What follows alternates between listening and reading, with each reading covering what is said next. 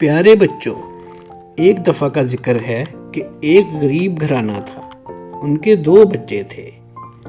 بیٹے کا نام علی اور بیٹی کا نام زہرا تھا۔ ان کے والد کی چائے پراٹھوں کی دکان تھی۔ وہ اپنا گزر بسر بہت مشکل سے کرتے تھے۔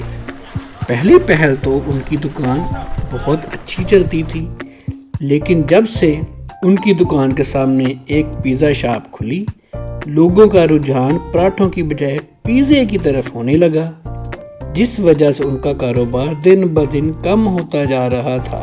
علی اور زہرا کے وہ دوست جو پراٹھا بہت شوق سے کھاتے تھے، وہ پیزا کھانے لگے۔ ایک دن علی اسکول میں پراٹھے لے کر آیا اور اس کے دوست پیزا کھا رہے تھے۔ اس نے اپنے دوستوں کو پراٹھے کی آفر کی تو وہ زور زور سے ہنسنے لگے۔ پیزے کے سامنے پراٹھے کو کون پوچھتا ہے؟ یہ سن کر علی بہت پریشان ہو گیا۔ دوسرا دوست بولا، ہماری طرف کیا گور گور کر دیکھ رہے ہو؟ تمہاری اتنی حیثیت نہیں کہ تم پیزا کھا سکو۔ یہ سن کر علی پریشان ہو گیا اور گھر چلا گیا۔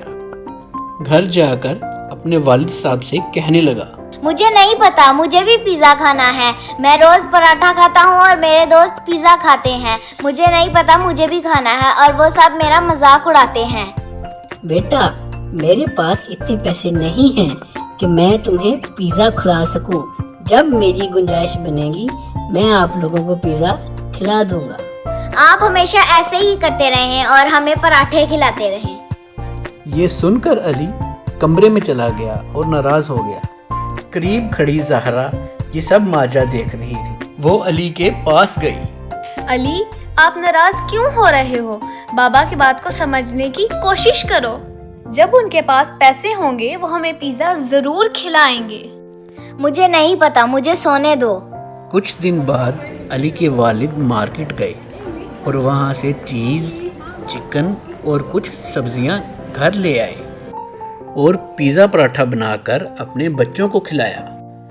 پہلے تو اس نے کھانے سے انکار کر دیا، لیکن جب زہرا کے سمجھانے پر اس نے یہ کھایا تو علی بولا، بابا یہ تو بہت مزے کا ہے، اب تو میں صبح لنچ باکس میں بھی یہی لے کے جاؤں گا۔ اگلے روز دونوں بہن بھائی پیزا پراٹھا لے کر اسکول چلے گئے۔ انہوں نے پیزا پراٹھا کی آفر اپنے دوستوں کو کی۔ پہلے تو ان کے دوستوں نے منع کر دیا، لیکن پھر زہرا اور علی کے اصرار کرنے پر ان لوگوں نے جب پیزا پراٹھا کھایا تو ان کو بہت مزہ آیا اور کہنے لگے، واو علی، یہ تو بہت لذیذ ہے۔ یار اب تم روز لنچ میں نا پیزا پراٹھا ہی لے کے آنا۔ ہاں، یہ بھی میرے بابا نے ہی بنایا ہے۔ بس پھر کیا تھا، ہر طرف پیزے پراٹھے کے ہی چرچے ہونے لگے۔